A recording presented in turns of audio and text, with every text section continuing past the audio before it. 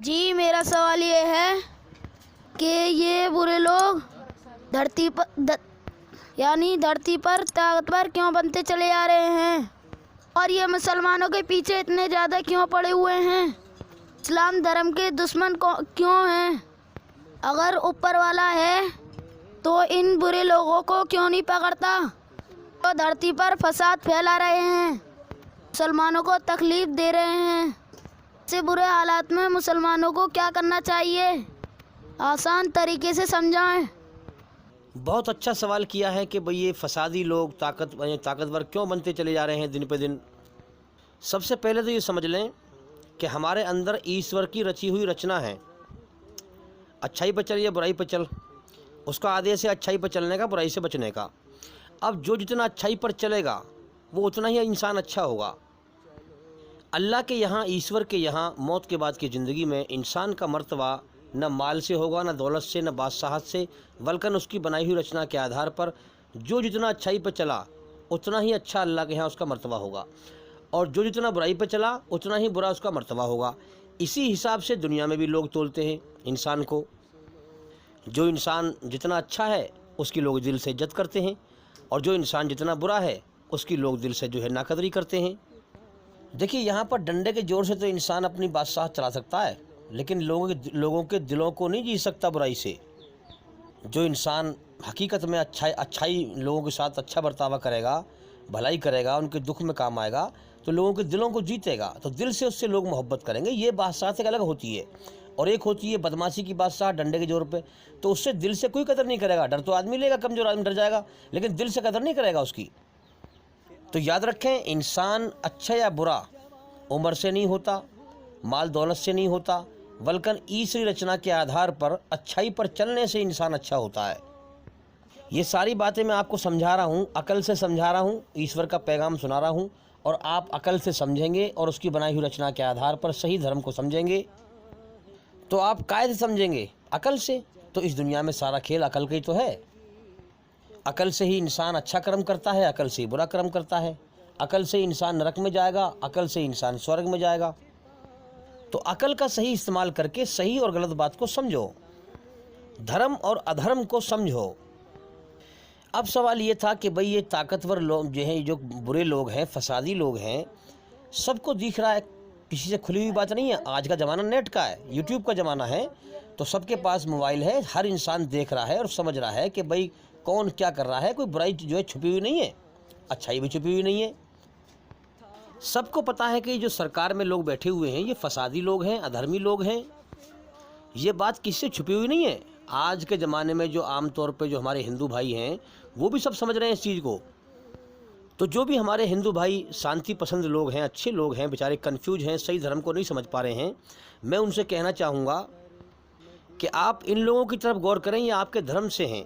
ये जो फसाद फैला रहे हैं, ये कौन सा धर्म है कि अपने धर्म को जिंदा करने के लिए औरों के धर्म को मिटाओ।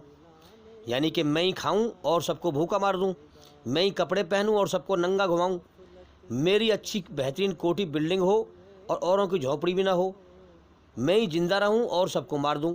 तो मेरे भाई, ये कोई धर्म है? ये तो ईश्वरी रचना के आधार पर नहीं है, ये तो खिलाफ है। धर्म से पहले तो इंसानियत आती है। इंसानियत का मतलब है कि कोई भी इंसान हो, किसी भी धर्म का हो, सबका मालिक एक है और सब एक माँ बाप की औलाद हैं। इंसानियत का मतलब है कि कोई भी धर्म का कोई भी इंसान हो, उसकी तकलीफ को देखकर इंसान तड़प उठे, उसकी तकलीफ में काम आए। तो पहली सीढ़ी तो इंसानियत की यह है कि कोई भी इंसान हो उसको दुख में काम आए। अगर वो दुख में काम आता है तो इंसान है। और अगर उसकी तकलीफ में अगर देखकर खुश जो है हंसता है, उस खुश होता है, हंसता है, तो फिर वो इंसानियत के दायरे से बाहर निकल गया। और जो जानबूझ के तकलीफ दे रहा है, लोगों को कत्ल कर रहा है, अपने धर्म को जिंदा करने की कोशिश कर रहा है और धर्मों को मारने की कोशिश कर रहा है, धर्म वालों को मारने की कोशिश कर रहा है, ये तो किसी कीमत पर धर्म पे हो ही नहीं सकते ऐसे लोग। यार, ऊपर वाले ने अकल दी है, कम से कम कुछ तो इस्तेमाल करें सही और गलत को समझने के लिए। तो मैं उन हिंदू भाइयों से कहना चाहूँगा जो अमन पसंद हैं, शांति पसंद हैं, जो बेचारे कन्फ्यूज हैं, सही धर्म को नहीं समझ पा रहे हैं, कि मेरे भाइयों कम से कम अब तो गौर करो कि तुम्हारे धर्म से हैं ये लोग, ये कितने फसादी हैं। अब तो गौर करो कि तुम्हारा धर्म ये असल में धर्म ही नहीं है, ये शैतानी धर्म है। ईश्वर निराकार है, उसका कोई रूप आकार नहीं है। मस्जिद में निराकार ईश्वर की पूजा होती है और इस धर्म में मूर्ति पूजा सिखाया जाता है। तो मेरे भाइयों, ये शैतानी धर्म है, ये तुम्हें मौत के बाद नरक की आग में लेके जाएगा और हमेशा के लिए बर्बाद करवाएगा। संसार के सच्चे मालिक ने जब से दुनिया बनाई है, हर ज़माने में अपने अवतार अवतरित किए हैं, पैगंबर भेजे हैं, अपना पैगाम लेकर। इंसानों में से ही इंसान आते हैं और ईश्वरी रचना के आधार पर उसका पैगाम सुनाते हैं। उनको किताब मिलती है। अगर तुम जो इंसान अपने मालिक को राज़ी करना चाहे, वो ईश्वरी रचना के आधार पर उस मालिक का कानून आता है कि उसे राज़ी करके मरो। अब जो पिछली किताबें थीं कुरान से पहले, उन सब किताबों में मिलावट हो चुकी है। तो जाहिर सी बात है, हिंदू धर्म में भी कोई ज़रूर पैगंबर आया होगा, क्योंकि कुरान मजीद कह रहा है कि कोई कौम खाली नहीं है जिसमें पैगंबर ना आया हो। तो पैगंबर आया है, इसीलिए हम देखते हैं कि वेदों के अंदर सच्ची बातें लिखी हुई हैं। जैसे एकम ब्राह्म द्वितीय नास्ते नैना नास्ते किंचन, भगवान एक ही है, दूसरा नहीं है। ना तस्य प्रतिमास्ति, उस खुदा उस भगवान का कोई रूप आकार नहीं है। और वो पैगंबर मोहम्मद साहब की पेशनगोई भविष्यवाणी करते हुए आए।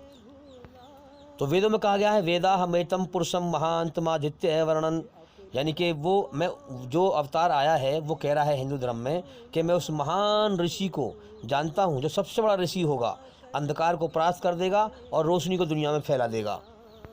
इसकी बहुत सारी पेशन गोइयाँ, आप हमारी और वीडियो देखें मोहम्मद साहब की भविष्यवाणी हिंदू धर्म में।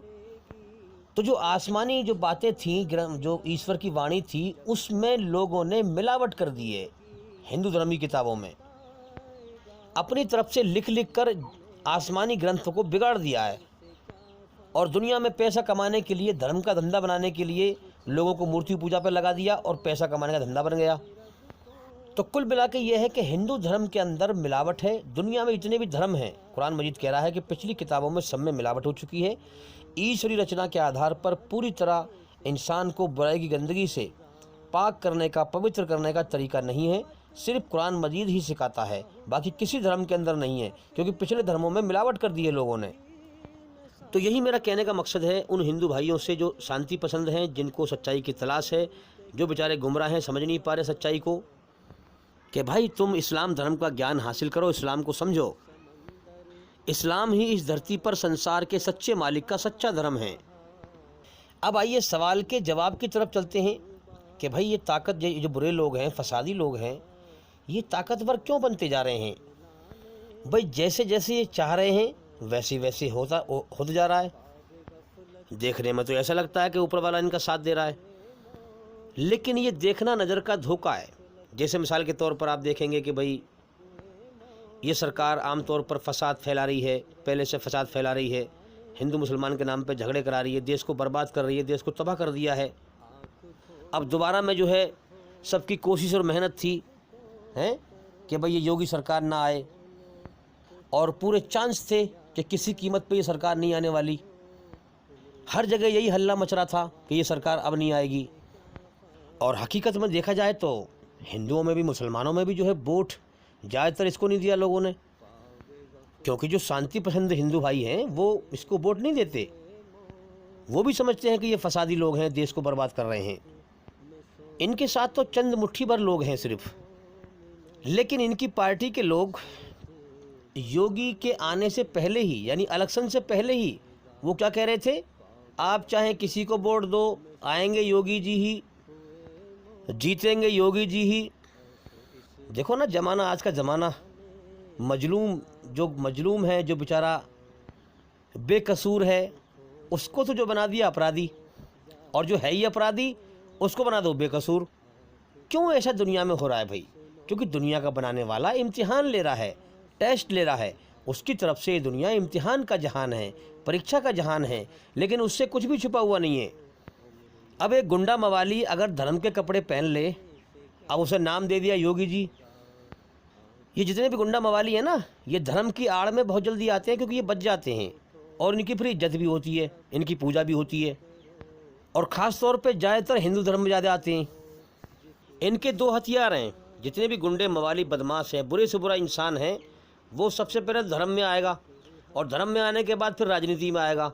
इन दो चीज़ों में आने के बाद में उसके सारे ऐब छुप जाते हैं, और फिर जो पब्लिक पागल है, कमकल लोग हैं, उनके सामने सर झुकाते हैं, उन्हें उनकी फिर पूजा करते हैं। और पॉलिटिशियन में आने के बाद तो फिर वो ताकतवर बन जाते हैं, और फिर ताकतवर बनने के बाद में वो अपना फसाद फिर अपने स्तर से फैलाते हैं।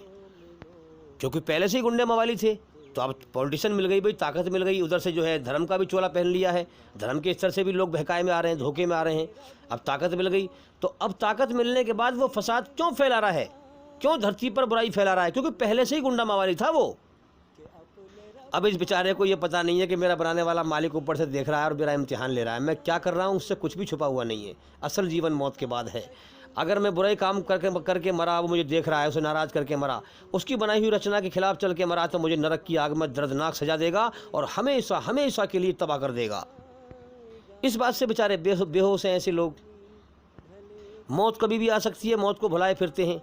दुनिया कभी भी छूट सकती है, दुनिया को हमेशा का घर समझ के जीते हैं।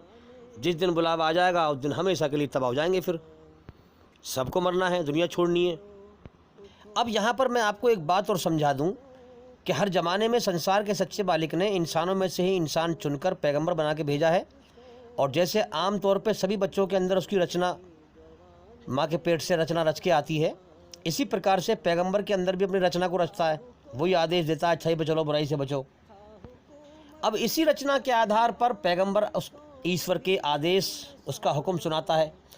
अब जो लोग धरती पर अच्छे होते हैं, जो बुराई को पसंद नहीं करते, जो अपने अंदर ईश्वरी रचना को संभाल के रखते हैं, बेशक दुनिया में शैतान का माहौल है, बुराई का माहौल है, लेकिन वो दिल से बुराई को पसंद नहीं करते, चाहे वो अनजाने में चलते रहते हैं बुराई पर। भाई पानी बहा जा रहा है, मान लो पानी का तेज बहाव है, अब थोड़ा बहुत पानी है तो वो भी उसके बहाव में बहना शुरू कर देगा। तो दुनिया में जो है बुराई की रफ्तार बहुत तेज़ है, तो बुरे लोग बहुत तेज़ी से जो है इंसानों की भीड़ बुराई में भाग रही है। तो जो लोग अच्छे होते हैं वो भी चलने लगते हैं बुराई पर, लेकिन दिल से वो बुराई को पसंद नहीं करते।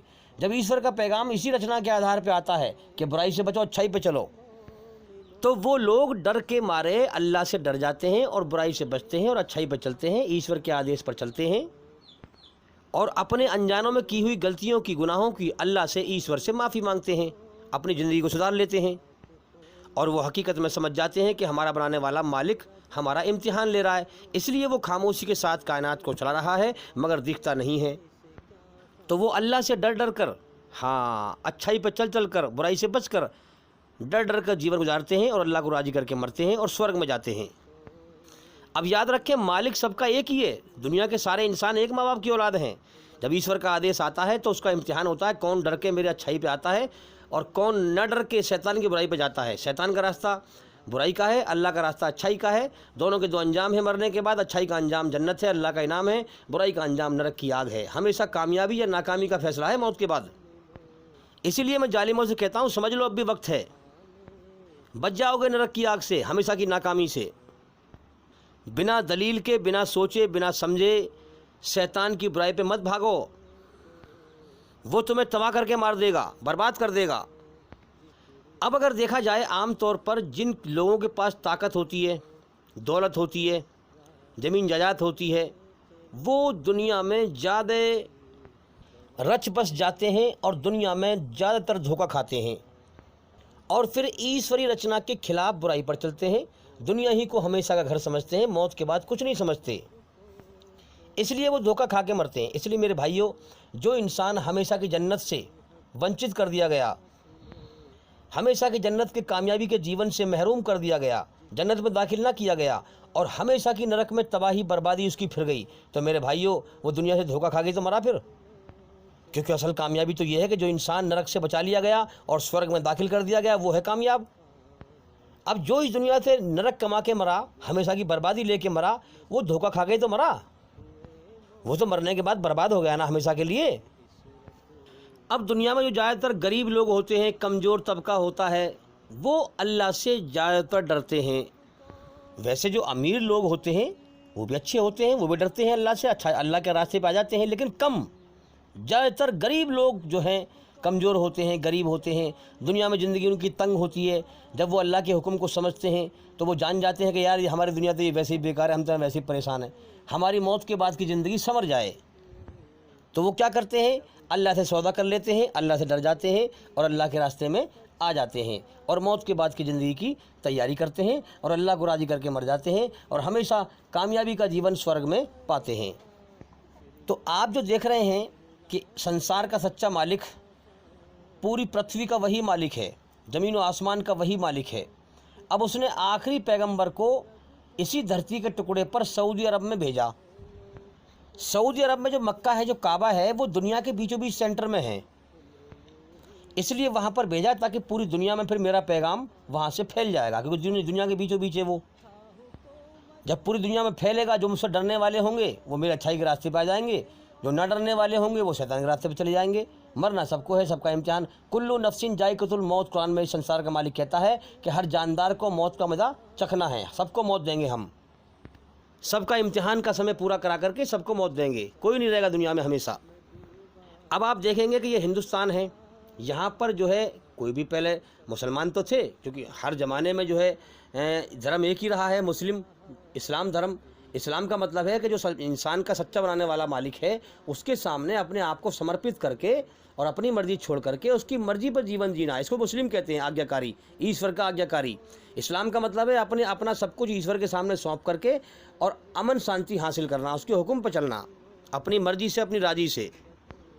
अब ये इस्लाम धर्म शुरू से एक ही धर्म है ईश्वर का, लोगों ने बदलाव करे हैं अपने अपने अलग अलग।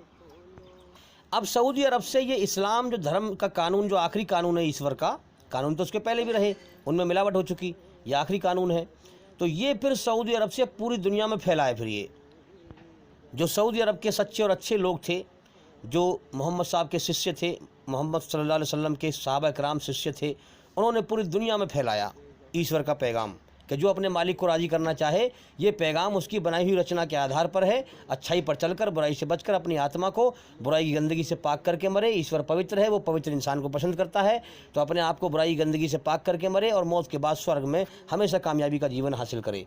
और जो अपने घमंड में ना माने, वो शैतान के रास्ते पर चले, ईश्वर ने छूट दी है, मरने के बाद वो नरक की आग में तबाह हो जाए, उसकी मर्जी है।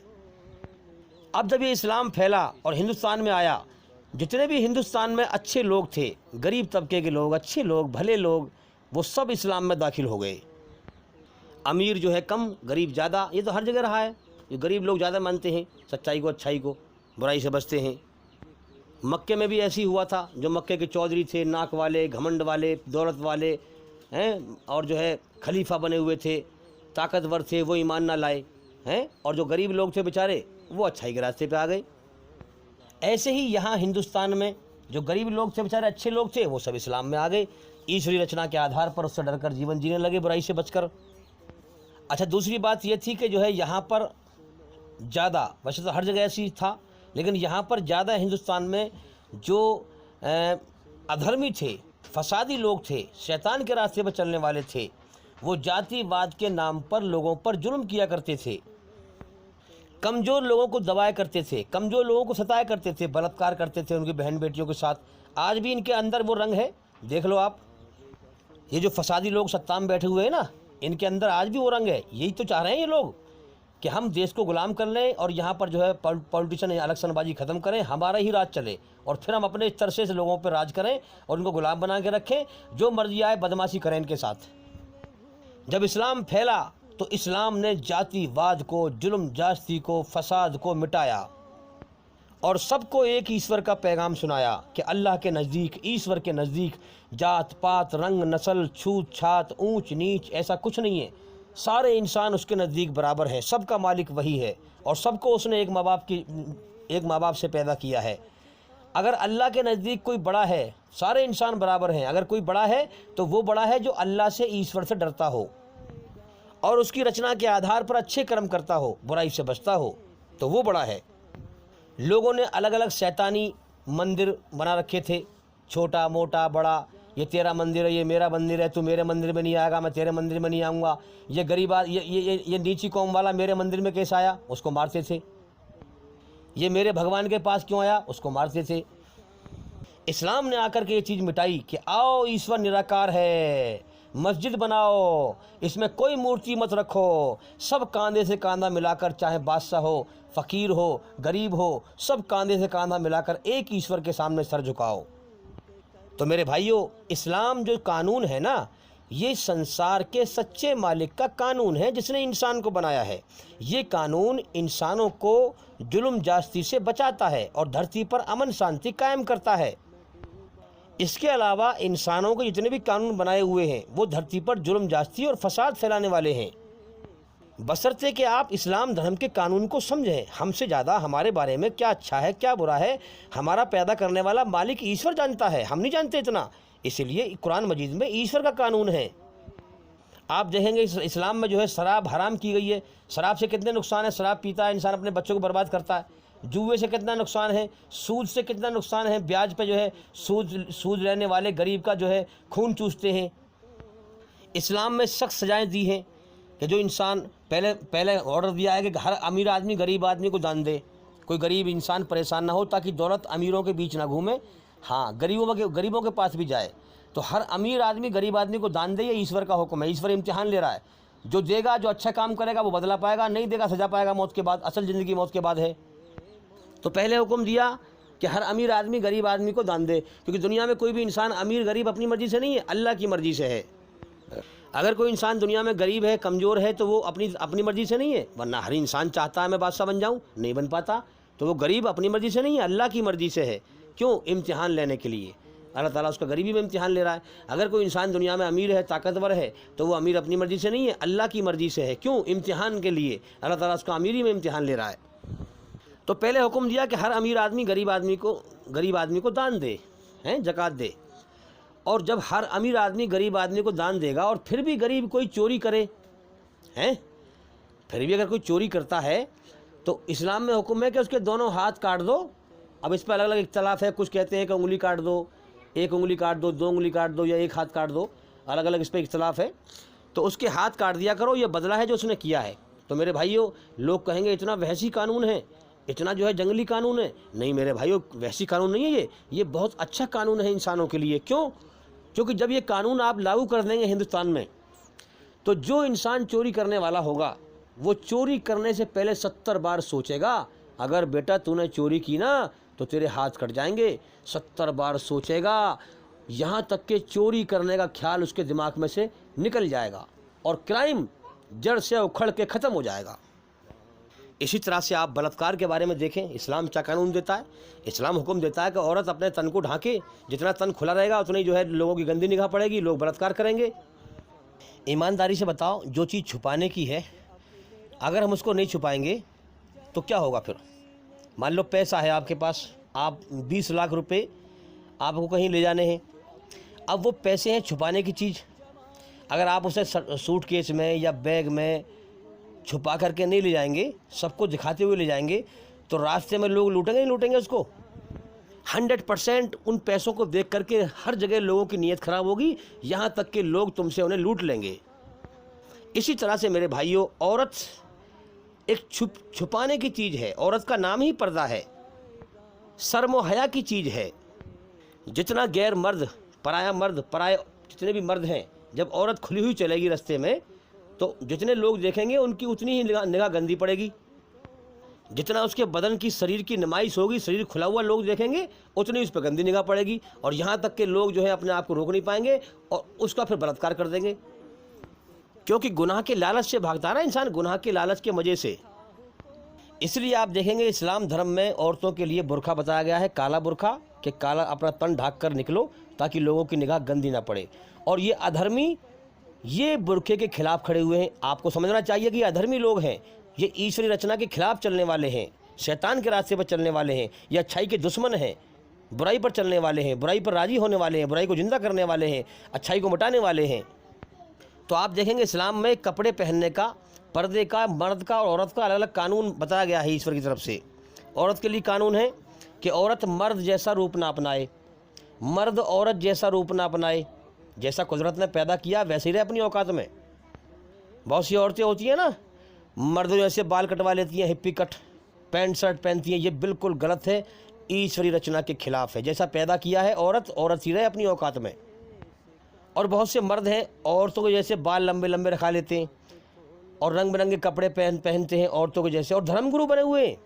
अजीब बात तो देखो, वो धर्मगुरु बने हुए और हैं अधर्मी, ईश्वरी रचना के खिलाफ चलने वाले अधर्मी और धर्मगुरु बने हुए हैं, लोगों को गुमराह कर रहे हैं।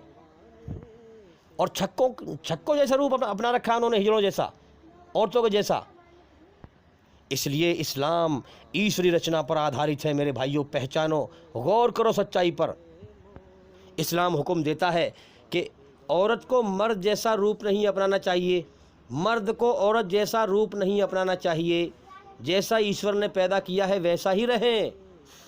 अच्छा, औरत को ऐसे कपड़े नहीं पहनने चाहिए जो शरीर में जो है चिपटे हुए हों, तंग हों, धड़ अलग अलग दिखाई दे रहे हैं, जींस की पैंट बड़ी कसी हुई होती है या और तरह की पैंट हो जो है शरीर से चिपके हुए कपड़े ना हो, जो शरीर के पार्ट अलग अलग दिखाई दें। ऐसे कपड़े पहनती जब औरत पहनती है तो लोगों की निगाह जो है गंदी पड़ती है, गंदी जहनीत बनती है उनकी। और दूसरा तरीका है कि इतने हल्के कपड़े ना हो जो अंदर का शरीर दिखाई दे औरत का। ऐसे कपड़े पहनने से भी मर्द की निगाह गंदी पड़ती है, जब वो निकल के जाएगी तो लोग उसे गंदी निगाह से देखेंगे। इतने भड़कीले कपड़े ना हो, तेज लाल, तेज नीला, तेज पीला, जो लोगों की निगाह दूर सी पड़े और गंदी निगाह पड़े उस पर देख करके, लोग लपके उसके ऊपर। और धर्मों के कपड़े ना पहने, जैसे कि पेटीकोट है, बाँह खुली हुई है, पेट खुला हुआ है औरत का, बिल्कुल नहीं खुलना चाहिए, तन ढकना चाहिए औरत को। या इंग्लिश कपड़े हैं, स्कर्ट है, मिनी स्कर्ट है, जांघें खुली हुई हैं, पेट खुला हुआ है, सीना खुला हुआ है, बाजू खुले हुए हैं, तन जो है औरत का खुला हुआ है। यार आप भी समझ सकते हैं इस चीज़ को, औरत का अगर शरीर खुला हुआ होगा तो इंसान की निगाह गंदी पड़ेगी नहीं पड़ेगी? जब जो चीज़ खुली हुई दिखाई देगी तो इंसान बुराई पे जल्दी लपकेगा, तो फसाद फैलेगा, बुराई फैलेगी। ये जितने भी अधर्मी इस्लाम के खिलाफ बोल रहे हैं ना, इनके कर्मों से गौर करो। जो ईश्वरी रचना के आधार पर अच्छाई है ये उसके खिलाफ बोलते हैं, और ये बुराई को पसंद करते हैं, शैतान के रास्ते पर चलते हैं। ये है अधर्मी और नाम लेते हैं धर्म का। इनका काम क्या है? झूठ बोलना और धोखा देना। अब ये कहेंगे हम शोभा यात्रा निकाल रहे हैं। शोभा तो अच्छी चीज़ है भाई, लेकिन उसका उल्टा करते हैं, फसाद फैलाते हैं। अब देखो ना दिल्ली में क्या किया, शोभा यात्रा निकाल रहे हैं, कट्टे, तमंचे और तलवार ये लेकर जो है मुसलमानों को मार रहे हैं। ये शोभा यात्रा है? नाम तो लेते हैं अच्छाई का और फैलाते हैं बुराई, फैलाते हैं फसाद। अगर ये डायरेक्ट कह देंगे हम बुराई पे चलने वाले हैं तो कौन इनके कहने बहकाए में आएगा? फिर ये धोखा देते हैं लोगों को। और देखो ना, जो मुसलमान नई नस्ल आ रही है उन्होंने कहा इसको पकड़वाओ, और जो हिंदुओं में नई नस्ल है उन्होंने कहा इनको बुराई में मुलविस करो। ये शैतान की प्लानिंग है सारी। शैतान दुनिया में आने के बाद लपक लेता है इंसान को। संसार के सच्चे मालिक ईश्वर ने अपनी रचना में इंसान के अंदर शैतान की बुराई से नफरत रखी है, बेचैनी रखी है कि मेरा बंदा इसकी बुराई से बचेगा है और मेरी अच्छाई पर चलेगा, अपनी अच्छाई में सुकून रखा है। अब जो बच्चे दुनिया में पैदा हो के आ रहे हैं सबका मालिक एक है, हिंदू में हो चाहे सिखों में हो, मुसलमानों में कहीं भी हो, तो शैतान उनको जल्दी से लपकता है कि इनको ईश्वरी रचना के खिलाफ चलाकर और भटका के मार दूँ, नरक की आग का ईंधन बना के मार दूँ। शैतान को तो जाना ही जहन्नुम में है, याद रखें। वो चाहता है कि मैं जितना भी हो सके अपने साथ ज़्यादा से ज़्यादा आदम की नस्ल को अपने साथ जहन्नुम में ले जाऊँ। शैतान दिखता नहीं है, हमारे अंदर है, हमारे खून में दौरा करता है, हमारे मन में गलत ख्याल डालता है। अच्छा, कुछ लोगों पर शैतान बिल्कुल ही पूरी तरह कब्जा कर लेता है।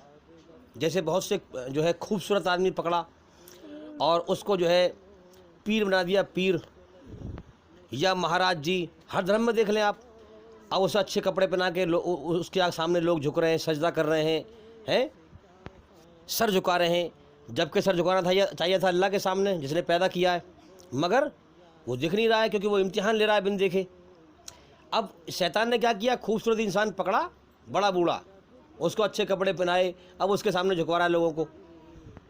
तो वो उसी के पकड़ करके उसके अंदर फिर प्रवेश होता है और फिर ईश्वरी रचना के खिलाफ लोगों को चलाता है और अपने सामने सर झुकवाता है।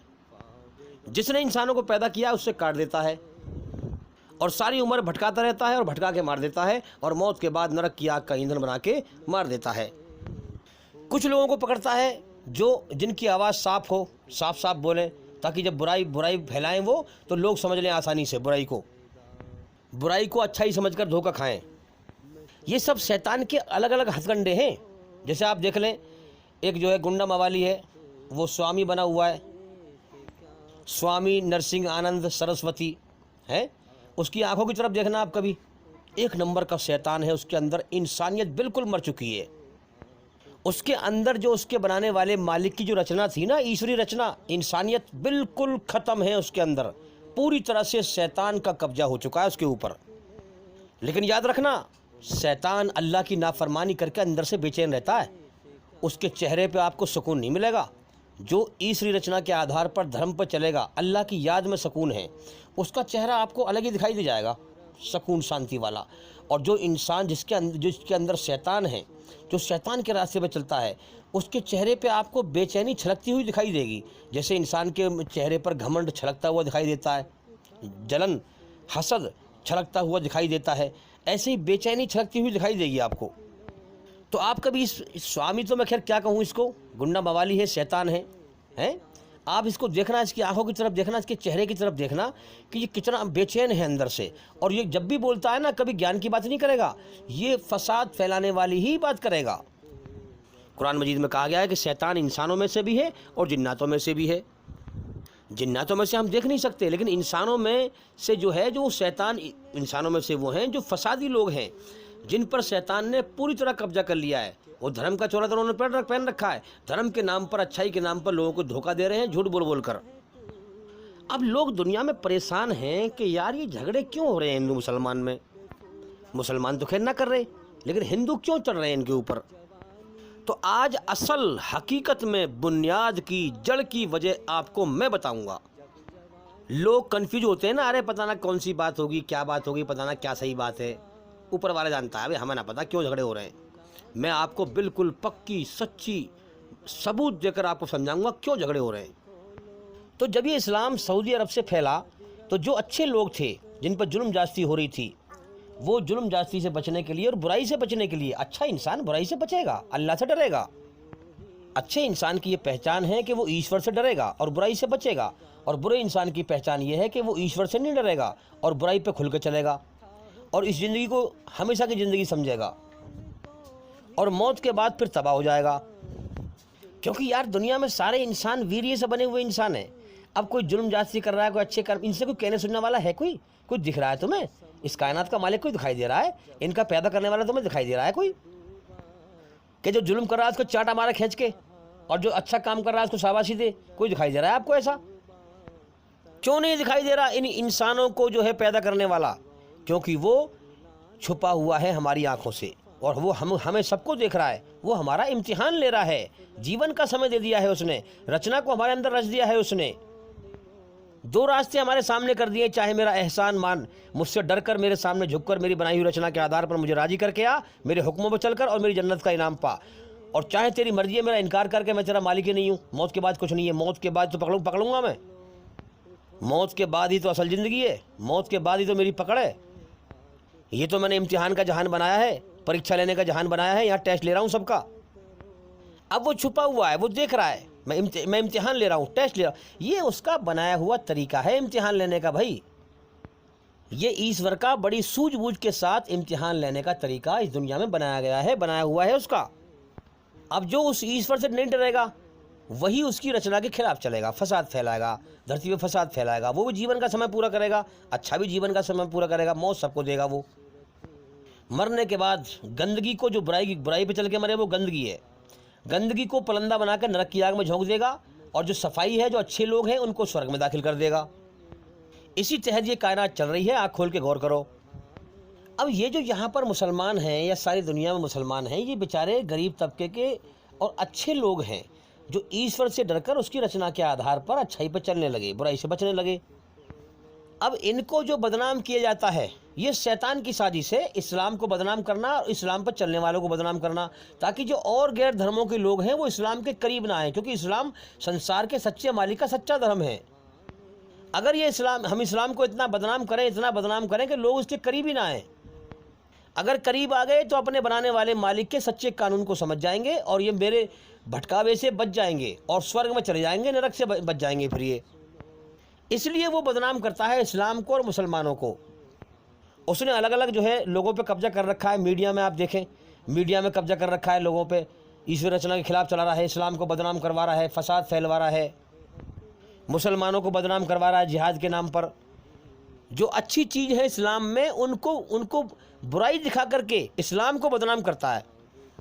जबकि जिहाद का मतलब है जिद्दोजहद। इंसान अपने मन की बुरी इच्छाओं के खिलाफ जिद्दोजहद करे, उन बुराइयों को अपने अंदर से छोड़े, अच्छाई पर चले, ईश्वरी रचना के आधार पर चले। अब यहाँ अकल से लोगों को पहचानना है क्या सच है और क्या गलत है। यही तो इम्तिहान है, अकल के तो इम्तिहान है। अब जो मालिक की तरफ डर के गौर करेगा उसको मालिक सच्चाई दिखा देगा, उसकी अकल समझ जाएगी। और जो दुनिया परस्ती में लगा रहेगा वो भटक जाएगा शैतान के रास्ते में।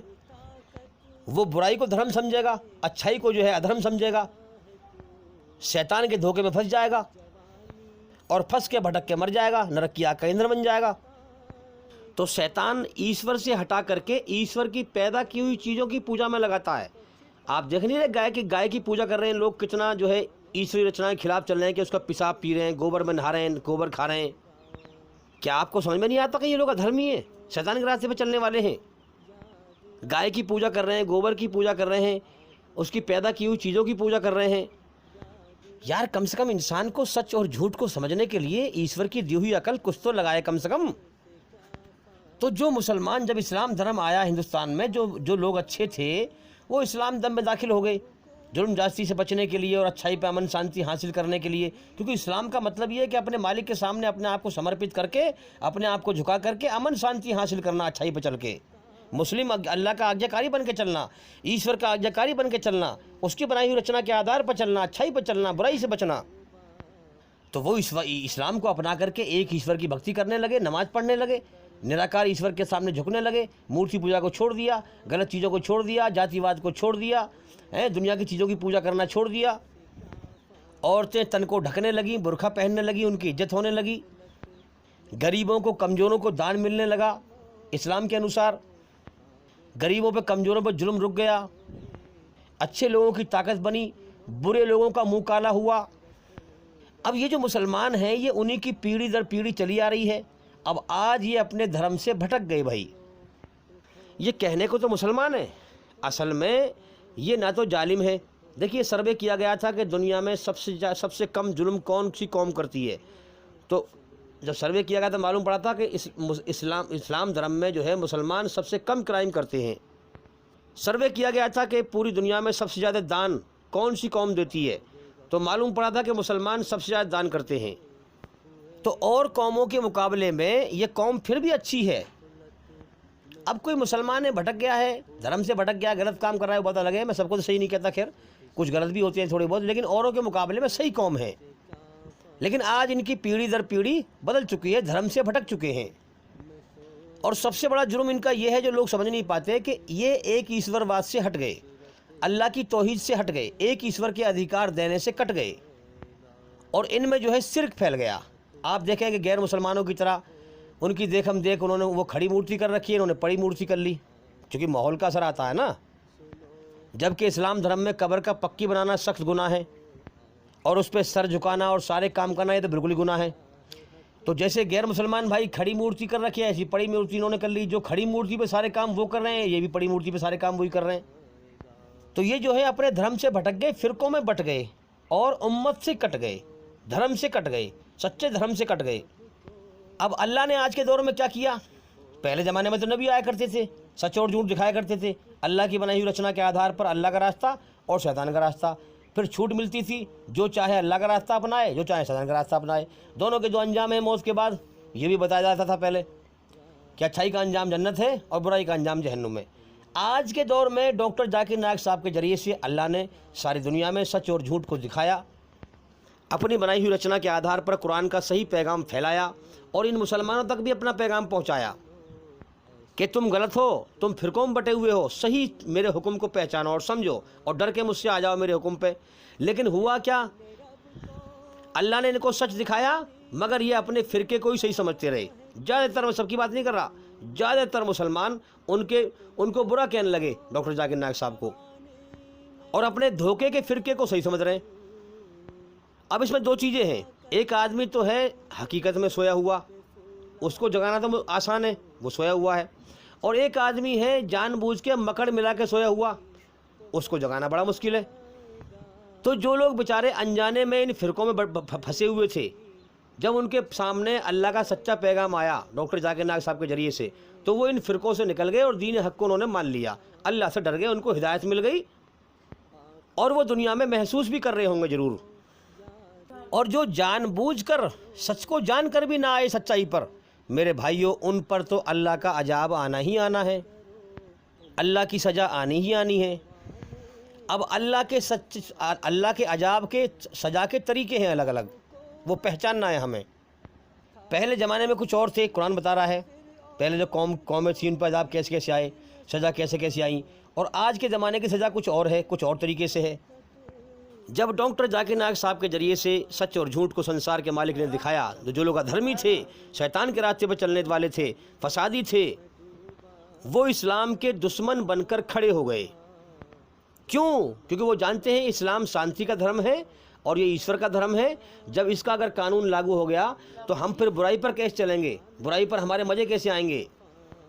अब जब धरती पर संसार के सच्चे मालिक की सच्चाई पैगंबर द्वारा या आज उम्मती द्वारा जब धरती पर फैलती है तो शैतान बहुत तांडव मचाता है, शैतान बहुत बेचैन होता है, धरती पर फसाद फैलाता है, लोगों को गुमराह करने की और उसकी रफ्तार बढ़ जाती है।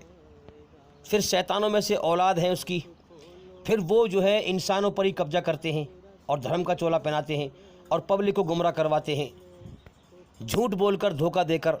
उनकी पहचान ये है कि वो फसाद ही फैलाते हैं। जैसा कि आपने देखा होगा, ये जो स्वामी बना हुआ है, स्वामी जो है नरसिंह आनंद सरस्वती डासने में रहता है, इसको इंसान मत समझना, ये इंसानी शक्ल में शैतान है। इसको बहुत तकलीफ़ हो रही है कि सबका मालिक एक है, उसका सच्चा पैगाम अब फैल रहा है।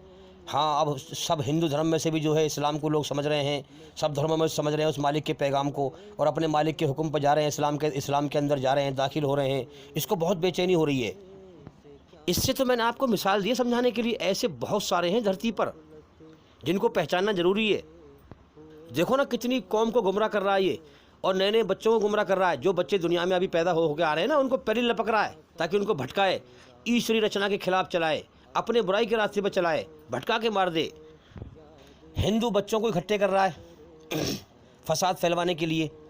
अब ज़रा सोचो, ज़रा सोचने की बात है, आप इंसान हैं, मैं भी इंसान हूँ। आप जब मेरे मारेंगे तो मैं आपको मारूंगा, तो दोनों मरेंगे ना मरेंगे। यही तो चाहता है शैतान, आदम की औलाद का दुश्मन है वो, मरवाना चाहता है, आपस में भटका के मरवाना चाहता है। चल इतनी भी रियायत कर देता कि भैया तो हिंदू मेरे रास्ते पर चल ही रहे, गुमराह है, मैंने भटका रखे हैं, तो उन्हें बचाता कि भई ये ना मरे। लेकिन उनको मरवाना चाहता है, भटका भी रखा है और मरवाना भी चाहता है उनको, क्योंकि जब ये मुसलमानों को मारेंगे तो मुसलमान इनको मारेंगे, तो ये भी मरेंगे वो भी मरेंगे। तो दोनों का दुश्मन, सबका दुश्मन आदम की औलाद का दुश्मन है। इसको कुरान में संसार का सच्चा मालिक स्पष्ट रूप से समझा चुका है। तो इसको पहचानो, ये शैतान है। जब तो कहता है, क्या कहता है कि फ़लाँ सन में भारत का मुख्यमंत्री मुसलमान बन जाएगा, इस्लामी हुकूमत आ जाएगी, हिंदू धर्म ख़त्म हो जाएगा। असल वजह यह है कि इसको तकलीफ़ है कि इस्लाम धर्म बहुत तेज़ी से फैल रहा है। ये जानता है कि इस्लाम संसार के सच्चे मालिक का सच्चा धर्म है और हर धर्म का इंसान इसको आज के दौर में समझ रहा है और मेरे फंदे से निकल रहा है और सच्ची जीवन के सच्चे रास्ते पर जा रहा है। तुम देखते नहीं हो क्या कहता है कि मेरा मकसद पूरी दुनिया से इस्लाम को ख़त्म करना है। भला इस पाखंडी से ये पूछे कि तेरी जान, तेरी ज़िंदगी का ख़त्म होने का अगले पल का भरोसा तो है नहीं, तेरी जान खुद ईश्वर के कब्जे में है, जब चाहे तो ये उठा ले। इतनी बड़ी गीदड़ धमकी दे रहा है तू, इस्लाम पूरी दुनिया में फैला हुआ है, तू इस्लाम को मिटा देगा? मेरे भाइयों, जो अकल की आंख से देखेगा, अंदरूनी निगाह से देखेगा, कुरान मजीद को समझ के देखेगा, वो समझ जाएगा ये शैतान है।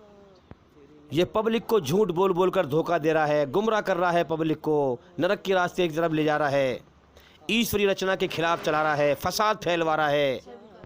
कुरान मजीद में संसार के सच्चे मालिक ईश्वर का पैगाम है कि जो मुझसे डरेगा, डरने वालों के लिए ही स्वर्ग का घर है, और जो अल्लाह से नहीं डरेंगे, अपना बंदा यानी अल्लाह का बंदा होने का इनकार करेंगे कि वो मालिक है, उसने पैदा किया है हमें, तो उनको अल्लाह ताला जलील करके नरक की आग में डालेगा। ये जीवन इम्तिहान है, यहाँ पर इम्तिहान ले रहा है, यहाँ कुछ नहीं कहेगा। मौत के बाद यहाँ तो उसकी मर्जी है, जो ज़्यादा जुल्म करे उसको पकड़ ले या छोड़ दे, उसकी मर्जी है, लेकिन मौत के बाद दर्दनाक सज़ा है उसकी। अब वो हिंदू हो, मुसलमान हो, सिख ईसाई हो, कोई भी हो, सबका मालिक तो एक वही है ना। अब वो अपनी बनाई हुई रचना के आधार पर सबका इम्तिहान ले रहा है। सच और झूठ को दिखाना उस पर ज़रूरी है, उसने दिखा दिया। जो डर गए उनको सच्चा रास्ता दिखा दिया उसने। जो न डरे, अहंकार में आ गए, घमंड में आ गए, उसकी तारीफ पर राजी न हुए, वो अधर्म के रास्ते पर चले गए, शैतान के रास्ते पर चले गए। अब अच्छाई के उसके इस्लाम के दुश्मन बने हुए हैं।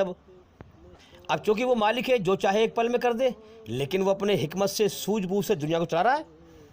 अगर वो चाहे तो इन जालिमों को एक पल में मिटा दे, लेकिन वो इन सबका इम्तिहान ले रहा है, वो ढील देता है। वो नहीं चाहता कि मेरा कोई बंदा नरक की आग में जाए। नरक की, उसको मालूम है नरक की आग मेरी कितनी खतरनाक है और हमेशा नाकामी का जीवन है नरक में। तो वो क्या करता है, अपनी बनाई हुई रचना के आधार पर जो अच्छाई पर चलना चाहे उसको अच्छाई की ढील देता है, अच्छाई का रास्ता भी खोल रखा है, और जो बुराई पर की राह पर चलना चाहे उसको बुराई की पर चलने की भी ढील देता है। और ऐसी सूझबूझ से ढील देता है कि वो अंदर का हाल जानता है। जब भी इंसान गुनाह करता है ना, अंदर से बेचैन कर देता है वो, और रोकता है। ना रोके तो फिर आगे फिर बढ़ता है, फिर धीरे धीरे धीरे धीरे उसका जो दिल है वो काला हो जाता है, और उससे जो है अच्छाई बुराई की समझ खत्म हो जाती है। फिर वो बुराई को अच्छी समझता है और अच्छाई को बुरी समझता है, और बुराई के रास्ते पर भगा चला जाता है। अल्लाह उसे ढील देता चला जाता है कि चल बुराई पे, तुझे मैंने समझा रखा है बुराई बुरी चीज़ है, याद रख बुराई का अंजाम मौत के बाद बुरा है, चल बुराई पे, तेरे जीवन का समय पूरा कराऊंगा इम्तिहान का, चल बुराई पे। फिर आ मरने के बाद लौट के मेरे पास, जैसे कर्म करके मरेगा वैसे ही बदला पाएगा मेरे पास। तो आपने जो सवाल किया था कि ऐसा लगता है कि इन बुरे लोगों के साथ ईश्वर है, ऐसा लग रहा है, जो ये कहते हैं वही कर देते हैं।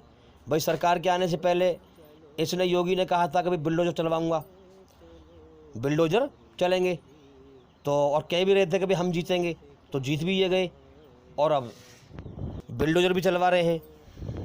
तो ये क्या है कि ईश्वर ने इनको बुराई के रास्ते पर चलने के लिए ढील दे दी है, जीवन का समय पूरा करा रहा है, मरने के बाद दर्दनाक पकड़ है उसकी। ऐसे लोगों को कुरान ने काफिर कहा है, अपने बनाने वाले, सच्चे मालिक के इनकारी, शैतान के रास्ते पर चलने वाले, फसाद फैलाने वाले, जो मालिक से न डरे, अपने मालिक का इनकार करे और शैतान के रास्ते पर निडर होकर के बुराई पर चले, काफिर है, काफिर ऐसे लोग। अब ये इस्लाम के दुश्मन हैं और मुसलमानों को जो है तबाह कर रहे हैं। बात समझे गौर से। जो लोग, अल्लाह ताला ने डॉक्टर जाकिर नायक साहब के जरिए से सच और झूठ को दिखाया। अब जो मुसलमान अपनी घमंड में, फ़िरका परस्ती में पड़े रहे, अपने मनमानी के जो फ़िरके बना रखे हैं ना, जो धर्म बना रखे हैं, उनमें पड़े रहे। अल्लाह ने अपनी मर्जी समझाना चाहा कि मेरी मर्जी ये है कुरान के द्वारा। अब जो लोग अल्लाह की मर्जी को समझे, उससे डर गए, उनको तो सच्चा रास्ता दिखा दिया अल्लाह ने, वो महसूस भी कर रहे हैं दुनिया में, जो मेरी बात सुन रहे हैं वो समझ भी रहे होंगे। और जो लोग न डरे, अपने फ़िरका परस्ती में पड़े रहे, उन पर चलेगा इनका बुलडोजर। क्यों? क्योंकि जिस मालिक का खा रहे थे, पी रहे थे, जिसने जीवन दिया, सब कुछ दिया, उसी के बागी हैं वो लोग। उसकी मर्जी पर ना चल के अपनी मनमानी के धर्म पर चल रहे हैं, फिरके बना रखे हैं, और मुशरिक बने हुए हैं, अल्लाह को छोड़कर औरों की पूजा कर रहे हैं, अल्लाह के साथ शरीक कर रहे हैं। देखो, संसार के सच्चे मालिक ईश्वर की सूझबूझ और उसकी मर्जी को पहचानो इस दुनिया में उसकी छाई हुई कुदरत के द्वारा। सारा मामला उससे डर और निडर का है। डरने वालों की अकल अच्छाई पे जिधर को चाहे उधर को फेर दे, और ना डरने वालों की अकल बुराई पे जिधर को चाहे उधर को फेर दे। जिन लोगों ने अल्लाह का दीन हक फैलाया, डॉक्टर जाकिर नायक साहब की जमात, उन पर कोई आज नहीं है, उनका कोई नाम नहीं है क्या नहीं? और जो लोग अपने आप को घमंड में समझे बैठे थे, हमारा कोई कुछ उखाड़ नहीं सकता, हमारा कोई कुछ बिगाड़ नहीं सकता, हम अपनी दुनिया परस्ती में लीन है, तेरे मालिक तेरे रास्ते पर नहीं आएंगे, हम अपनी फिरका परस्ती में लगे रहेंगे, यही हमारा सही दीन है। तो अल्लाह ने दिखाया धरती मेरी है, हाँ जो मैं चाहूँ वो कर दूँ। अब ये पाखंडी जो अधर्मी हैं, जो आज इस्लाम को बदनाम कर रहे हैं, ये अल्लाह के सामने अकड़ गए, शैतान के रास्ते भागे तेजी से। इनकी अकल फेर दी, हाँ कि इनके घरों पे चलाओ बुलडोजर, क्योंकि ये मुझे भूलकर दुनिया परस्ती में लगे हुए हैं, इनकी दुनिया बर्बाद करो। तो बुलडोजर चलाने वाले हैं और जुल्म करने वाले, फसाद फैलाने वाले, ये भी जालिम, ये भी नरक में जाएंगे मरने के बाद, अगर इसी हालत में मर गए तो। और जो अधर्मी हैं, यानी जिन्होंने अल्लाह का दीन हक कबूल नहीं किया, नाम के मुसलमान हैं, उनकी दुनिया तबाह होगी। अब उनमें भी इम्तिहान है कि ऐसी पोजीशन में जो अल्लाह से डर कर, अल्लाह से माफ़ी मांगी, अल्लाह की मर्ज़ी को जाना, उसकी पहचान करी, बिन देखे कुरान को समझ के पढ़ा, अल्लाह की तरफ लौट गए, वो तो भाई मौत के बाद की सज़ा से बच जाएंगे। वरना अल्लाह इनकी दुनिया बखेरेगा और ये अल्लाह की तरफ ना लौटे, अल्लाह से रो रो के माफ़ी ना मांगी, दीन हक पे ना आए, अल्लाह की पहचान ना करी, कुरान को समझ के ना पढ़ा, तो ये दुनिया में भी तबाह हो जाएंगे और मौत के बाद भी तबाह हो जाएंगे। और जो माफ़ी मांग कर अल्लाह की तरफ लौट जाएंगे, अल्लाह उन्हें माफ़ कर देगा, उनको हिदायत देगा और सही रास्ता दिखाएगा। वो मौत के बाद अल्लाह की सज़ा से बच जाएंगे। वरना ये काफिर जो फसाद फैला रहे हैं, बिल्डोजर चला रहे हैं, इनको अल्लाह ने ढील दे दी है, इसलिए तो इनकी बात पूरी हो रही है। और ये धोखे में बड़े मगन हैं। दुनिया अल्लाह ने इनके लिए सुहावनी कर दी है, मनमोहक कर दी है, खुशनुमा बना दी है, बड़ी अच्छी लग रही है धोखे का घर। कभी भी मिल सकती है दुनिया, कभी भी अल्लाह ताला मौत भेज सकता है। अब गुंडा मवाली धर्म का चोला पहनकर मुख्यमंत्री बन गया, जहाज में घूम रहा है, बड़ा खुश है, बड़ा मगन है भाई, हैं? भूल गया कि मालिक भी है, ऊपर इम्तिहान ले रहा है, मौत के बाद दर्दनाक सजा देगा नरक की आग में। तो फसाद फैला के बड़ा मगन है भाई, हैं?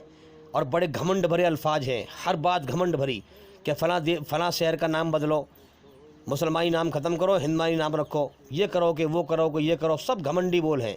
याद रखना, जो इंसान अल्लाह से डर कर दुनिया में एक कतरा आंसू भी बहाएगा, इस दुनिया में अल्लाह उसे माफ़ कर देगा। और जो इंसान इस दुनिया में घमंड दिखाएगा और मौत के बाद इंसान पानी के, खून के, मवाद के, पीप के आंसू बहाएगा, अल्लाह के सामने रोएगा, अल्लाह उसे नहीं बख्शेगा। जहन्नुम की आग में, नरक की आग में हमेशा के लिए दर्दनाक सजा देगा उसको। तो ये बेचारे शैतान के धोखे के शिकार हैं, इन्हें कोई होश नहीं है कि मौत के बाद हमारा क्या बनाएगा ऊपर वाला। अब तुमने जो कहा था कि ऊपर वाला है तो इनको सज़ा क्यों नहीं देता, तो ऊपर वाला है, कायनात को चला रहा है खामोशी के साथ। मैंने क्या बताया, वो इम्तिहान ले रहा है, वो टेस्ट ले रहा है, वो हमें सब देख रहा है, मगर हम उसको नहीं देख सकते। तो भाई मुसलमानों के जो हालात हैं वो इसलिए ख़राब हैं क्योंकि दीन हक से हट गए और फ़िरक़ों में बट गए, उम्मत से कट गए। अल्लाह और उसके रसूल ने फ़िरके नहीं बनाए, इन लोगों ने फ़िरके बनाए हैं और फ़िरके बना के बड़े राजी हैं। क्या कहते हैं मालूम है, कि नबी ने पहले कह दिया है 70-72 फ़िरके बन जाएंगे, तो कौन रोक लेगा उन्हें। नबी ने आने वाले वक्त की अल्लाह के हुक्म से पेशन गोई की है, ये कहा है कि फ़िरके बन जाएंगे, ये तो नहीं कहा कि तू फ़िरके बना लियो। भाई यही तो कहा है कि फ़िरके बन जाएंगे, ये तो ना कहा कि तू फ़िरके बना लियो, तू फ़िरके बना के फ़िरकों को चलियो। तो ये नाम तो लेते हैं कि हम अल्लाह को मानने वाले हैं, नबी को मानने वाले हैं, मगर कर्म उल्टे करते हैं, अल्लाह और उसके रसूल के खिलाफ चलते हैं, नाम लेते हैं उन्हें मानने वाले। ये फ्रॉड भी गिरी है कि नहीं। अब दिलों का हाल अल्लाह जानता है, तुम अल्लाह से बच के कहाँ जाओगे। वो तुम्हें जैसे चाहे वैसे पकड़ सकता है। तुमने उसकी दी हुई अकल उसके लिए ना लगा करके, उसका सही ज्ञान, उसका सही दीन हक ना हासिल करके जिस दुनिया में लगाई है, इस दुनिया को वो बखेरेगा। और तुम देखना ये फसाद दिन पर दिन फैलता रहेगा, इस आग में पेट्रोल शैतान गिरता रहेगा, ये बिल्डोजर बढ़ते रहेंगे दिन पर दिन। अब या तो लौट आओ अल्लाह की तरफ, अल्लाह से माफ़ी मांग लो, दीन हक को समझ लो, अल्लाह के सच्चे दीन को समझ लो, तो अल्लाह बचा लेगा। वरना अल्लाह का खाकर, अल्लाह का पीकर, सब कुछ अल्लाह की नाशुक्री करते हो, अल्लाह की धरती पर रहते हो और उसी की नाशुक्री करते हो। तो मेरे भाइयों, इस बात पर ध्यान दो कि इस दुनिया से हमेशा जाने का वक्त आगे से चला रहा है। आगे आने वाले वक्त में इस दुनिया को हमें हमेशा के लिए छोड़ के जाना है। ये शरीर मौत की तरफ को जा रहा है। और मेरे भाइयों, इस मुसलमान कौम को अल्लाह ने बहुत बड़ी जिम्मेदारी दी थी, अल्लाह और उसके रसूल ने, कि इस्लाम का पैगाम गैरों तक पहुंचाना। इस उम्मत को छांटा था पूरी दुनिया के इंसानों में कि तुम मेरा पैगाम दुनिया के हर मेरे बंदे तक पहुंचाना।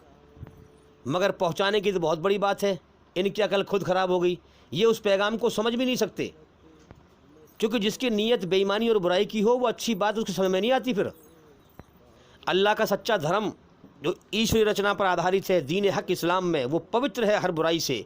अब बुरे इंसान को पाक चीज़ जल्दी समझ में नहीं आएगी। अगर वो अल्लाह से डर के सुनेगा और समझेगा तो समझ लेगा, वरना नहीं समझ में आएगी जिसकी नीयत ख़राब होगी।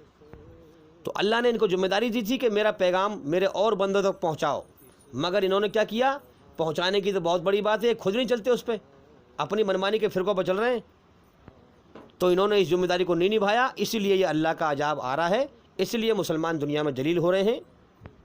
याद रखें, अगर हम लोगों को बुराई से रोककर अच्छाई की तरफ नहीं बुलाते तो हम खैर उम्मा कहलाने के लायक नहीं हैं, मुसलमान कहलाने के लायक नहीं हैं, क्योंकि अल्लाह ने हमें ये काम सौंपा है।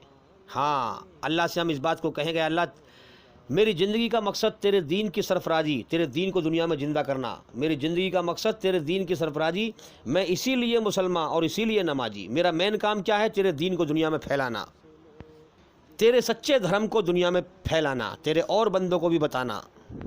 तो मेरे भाइयों, कम से कम कुछ तो गौर किया करो, तुम्हारे सामने कितने लोग मर गए।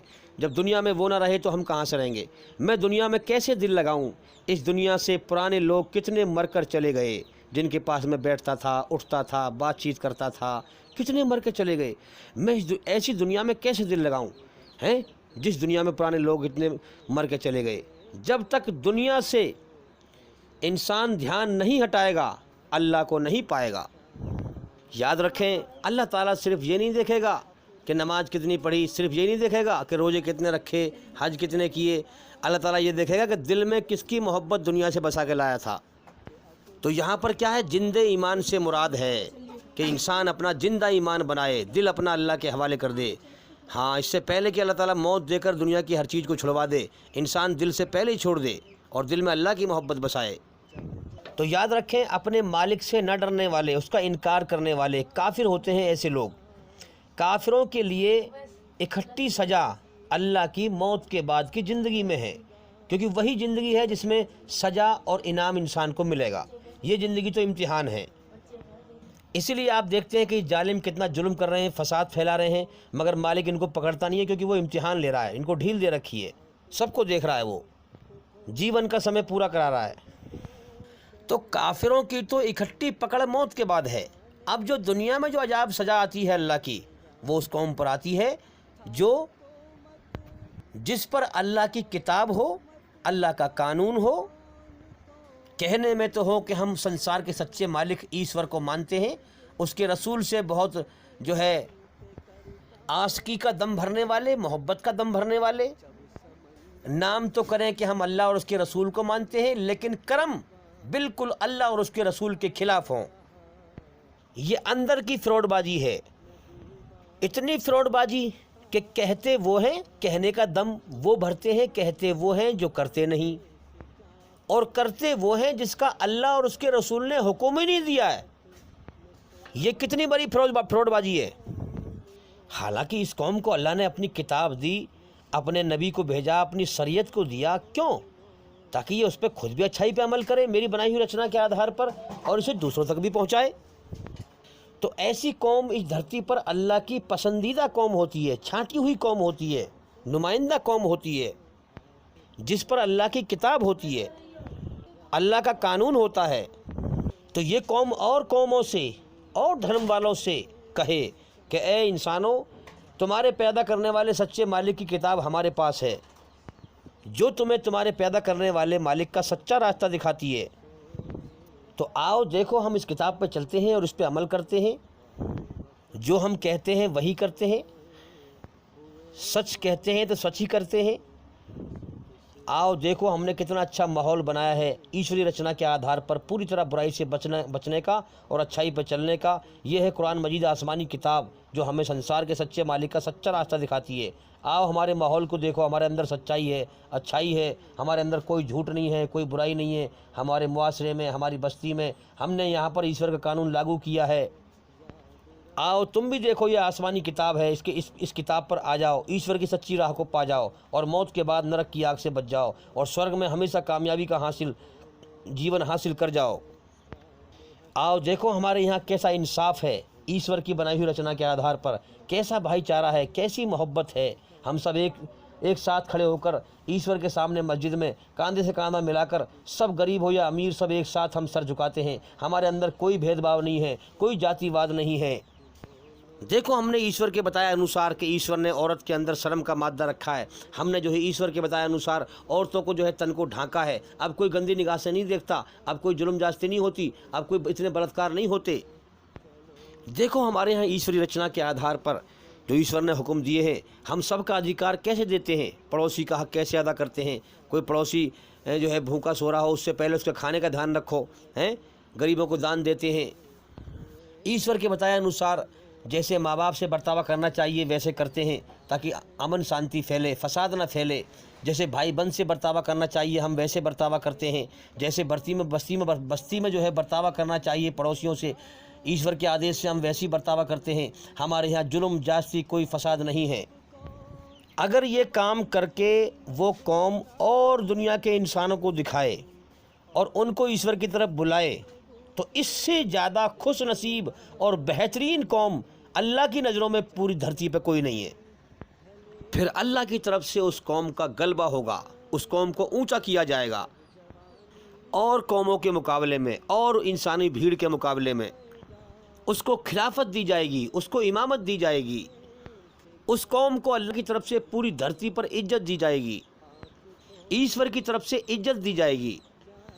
अब साहबा इकराम ने मोहम्मद सल्लल्लाहु अलैहि वसल्लम के शिष्य ने ये काम करके दिखाया, ईश्वरी रचना के आधार पर उनका अल्लाह का कानून कायम करके दिखाया, अमन शांति को फैलाया, फसाद को मिटाया, तो अल्लाह ने उनको इज्जत दी पूरी दुनिया में और उनके ज़रिए से पूरी दुनिया में इस्लाम फैलवाया। आज जो तुम मुसलमान बने बैठे हो ना, हाँ उन्हीं की मेहनत है।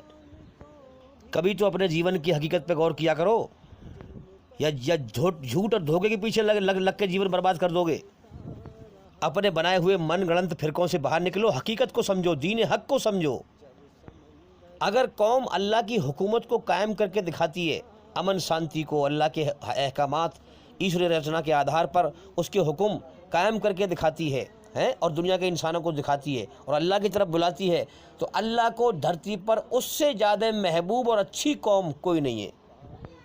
और अगर इसके उल्टा हो जाए, कहे कुछ और करे कुछ और, कहे वो जो करते नहीं और करते वो हैं जो अल्लाह और उसके रसूल ने हुक्म ही नहीं दिया है, कहें ये कि कुरान पर हमारा ईमान है या आसमानी किताब है संसार के सच्चे मालिक की, और इसके खिलाफ चलें, इसके कानून को दुनिया में लागू ना करें, अल्लाह की हुकूमत को कायम ना करें, शैतान की जुल्म जास्ती की हुकूमत को ना मिटाएं, कहें ये कि हम आशिक रसूल हैं, हम अल्लाह के रसूल से बड़ी मोहब्बत करते हैं और उनकी सुन्नत पर अमल ना करें। उनकी सुन्नत क्या है कि अल्लाह के दीन को फैलाओ, अल्लाह की हुकूमत दुनिया में कायम करो, जुल्म जास्ती को मिटाओ। माहौल में क्या हो रहा है, अल्लाह को छोड़कर औरों की पूजा की जा रही है, औरों की इबादत की जा रही है और शैतान की हुकूमत फैलती जा रही है, मगर अपने आप को ही जो है मस्जिद में धोने मांजने में लगे रहे, कोई परवाह ना हो कि माहौल में क्या हो रहा है। अल्लाह के दीन की धज्जियाँ बखेरी जा रही हैं।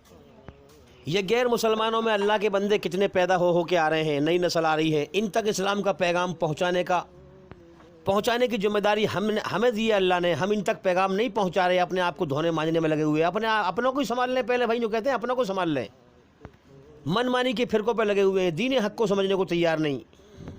ये बेचारी नई नस्ल अल्लाह के बंदे पैदा हो के आ रहे हैं, हिंदुओं में, सिखों में, ईसाइयों में, इन तक इस्लाम का पैगाम हम नहीं पहुँचा रहे, अपनी जो है मक्कारी में लगे हुए हैं, दुनिया परस्ती में लगे हुए हैं। ये बेचारे भड़क के मर रहे हैं, शैतान का शिकार बन के मर रहे हैं। हमने इन तक अल्लाह का पैगाम नहीं पहुँचाया। कौन जिम्मेदार है, कौन मुजरिम है?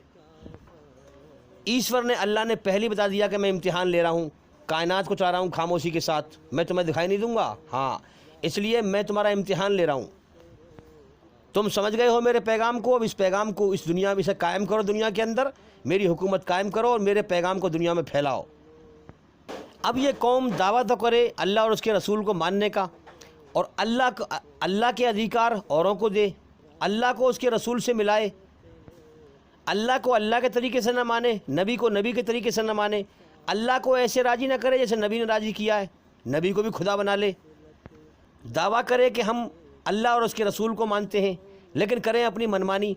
अब ये अमल अगर इस हद तक पहुंच जाए कि दुनिया के लोग ताने दें कि ये है मुसलमान, इनमें और हम में क्या फ़र्क है भाई, हम खड़ी मूर्ति पूज रहे हैं, ये पड़ी मूर्ति पूज रहे हैं, ये है मुसलमान। जो खड़ी मूर्ति पे हम कर रहे हैं वही पड़ी मूर्ति पे ये कर रहे हैं, तो इनमें और हम में क्या फ़र्क है? अब जमात वालों से कोई गैर मुस्लिम कहे कि भाई तुम्हारे नबी ने इस बारे में क्या फ़रमाया है, कि जी नबी की तो नहीं पता, हमारे बड़ों ने ये फ़रमाया है।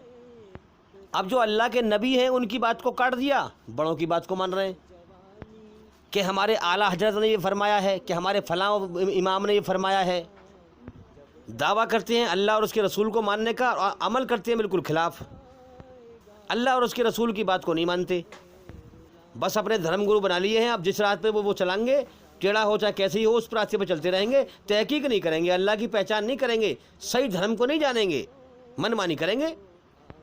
तो ये अमल इस हद तक पहुंच जाएं कि लोग दुनिया के ताने दें कि कहाँ है इस्लाम, किधर है इस्लाम, ये कोई मुसलमान है। इन्होंने जो है मदरसों में धर्म के नाम पे धंधा बना रखा है। अगर ये सच्चाई पे खुद चल रहे होते तो ऐसा हो ही नहीं सकता कि दुनिया में सच्चाई को ना फैलाते। एक गैर मुस्लिम भाई ने कहा था कि जब मैं कुरान मजीद को पढ़ता हूँ तो देखता हूँ कि दुनिया में इससे बेहतरीन किताब कोई नहीं है। ये संसार के सच्चे मालिक की सच्ची किताब है जो इंसान के अंदर ईश्वरी रचना पर आधारित है। लेकिन जब मुसलमानों को देखता हूँ तो इससे ज़्यादा जलील कौम दुनिया में कोई नहीं है। ये दावा तो भरती है हम कुरान को मानने वाले हैं, मगर चलती नहीं है उस पर। कुरान को बिना समझे पढ़ते हैं। कुरान पर चलने की बात तो बहुत बड़ी है, कुरान को समझ के भी नहीं पढ़ते, बिना समझे सवाब की नीयत से पढ़ते रहते हैं और अपनी दुनिया परस्ती में लगे रहते हैं। तो इससे ज़्यादा जलील कौम कोई नहीं है। इसीलिए मेरे भाइयों आज इस कौम पर अजाब आ रहा है, अल्लाह की सज़ा आ रही है। यही असल वजह है, कोई शक व शुबे की बात नहीं है, यही हकीकत है। अब ईमानदारी से बताओ कि हमारे इन कर्मों से जो गैर मुस्लिम कौम है हमसे नफ़रत करेंगी या हमसे मोहब्बत करेंगी? इसीलिए उनके अंदर नफ़रत भरी हुई है, क्योंकि हमने दलील देकर इस कुरान का पैगाम उन तक नहीं पहुंचाया, सच्चाई उनको नहीं समझाई। और इतनी बिगड़ चुकी है ये कौम कि जो इस्लाम की सच्चाई गैर मुसलमानों तक पहुंचाए उसको बेवकूफ़ समझते हैं। ये सच्ची बात समझाओ तो झगड़ा करते हैं फिर। तो जो कौम अल्लाह और उसके रसूल के मानने का दावा करे और अमल उसके खिलाफ हो तो अजाब उस कौम पे आता है। आज बड़ी अफसोस की बात है कि काफिरों पे अजाब नहीं आ रहा, क्योंकि अल्लाह ताला मौत के बाद की ज़िंदगी में काफिरों से इकट्ठा निपट लेगा, क्योंकि असल ज़िंदगी तो वही है, सजा और जजा वाली। दुनिया में काफिरों पर अजाब जब आता था जब कोई रसूल आने के बाद, पैगंबर आने के बाद पैगंबर पैगाम सुनाए और ना माने।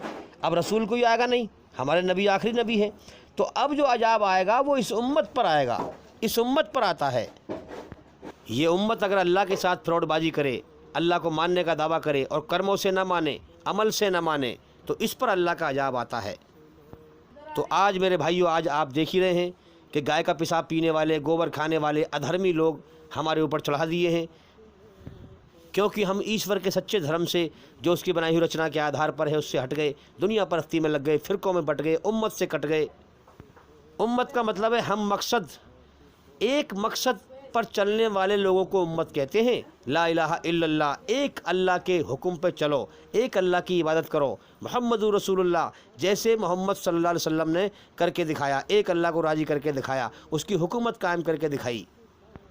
तो एक मकसद के लोगों को उम्मत कहते हैं। अब यहाँ एक मकसद के लोग कहाँ हैं? यहाँ तो फ़िरक़ों में बटे हुए हैं, कोई कुछ भौंक रहा है, कोई कुछ कह रहा है, कोई कुछ, मेरे आला हजरत के मेरे बड़े, मेरा फ़लाँ पीर के मेरा ढमाका पीर के मेरा फ़लाना पीर। अल्लाह और उसके रसूल से कट गए, उम्मत में बट, फ़िरक़ों में बट गए। तो पिटाई तो भाई होनी है। जितना तुम बुराई में अकल की तेज़ी दिखाओगे अल्लाह की तरफ से उतनी ही पिटाई होगी। अब सीधा एक ही रास्ता है कि सीधे तरीके से अल्लाह से डर जाओ और उसके हुक्म पे आ जाओ, उससे माफ़ी मांगो, उसके दीन हक़ को समझो कि जैसे मेरे बड़े बूढ़े कहते आए मैं तो वैसे ही करूँगा। अरे मेरे भाई, बड़े बूढ़ों की बात ना देख, आला हजरत की बात ना देख, बड़ों की बात ना देख, तू सच को देख। सच अल्लाह का है, सच अल्लाह और उसके रसूल का है, तू सच पे चल। तू बड़े बूढ़ों की बात ना देख, सच को देख। अगर सच बड़े बूढ़ों की बात सच है तो मान, अगर ना है तो मत मान। कम से कम गौर तो कर, अकल का इस्तेमाल करके सच और झूठ को समझ तो सही। अगर आला हजरत की बात सच है तो उसको मानो, सच ना है तो मत मानो। लेकिन काय से चेक करोगे? कुरान मजीद के द्वारा। अल्लाह से डरो ताकि अल्लाह ताला हमारे अंदर एक कसौटी प्रदान कर दे, हमें सच और झूठ को जानने की समझ दे, हमें सच्चा रास्ता दिखाए अपना, हमें समझ दे सही राह पर चलने की। तो मेरे भाइयों, इसीलिए मुसलमानों के हालात ख़राब हैं और यही तरीका है हालात ठीक करने का कि कौम अल्लाह की तरफ पलटे, अल्लाह से माफ़ी मांगे, अल्लाह की मर्ज़ी को पहचाने, अल्लाह की हुकूमत कायम करे। फिर देखें अल्लाह ताला इन जालिमों को कैसे मिटाता है। मेरे भाइयों, आज लोग अल्लाह की बात सुनने को तैयार नहीं। बड़ी वीडियो, ज़्यादा लंबी वीडियो कोई सुनता ही नहीं है। अरे मेरे भाई, जो भी मेरे भाई मेरी इस बात को सुन रहे हैं, जहाँ पर भी, मैं उनसे रिक्वेस्ट करता हूँ कि इस पैगाम को और तक पहुँचाओ, लोगों को सच्चाई समझाओ ताकि लोग बर्बाद होने से बच जाएँ दुनिया और मौत के बाद की ज़िंदगी में। कुल्लु नफ्सिन जायक़तुल मौत, हर जानदार को मौत का जायका चखना है। सारा जहान फ़ानी है, अल्लाह लाफ़ानी है, कभी न मिटने वाला। सारा जहान मरने मिटने वाला है।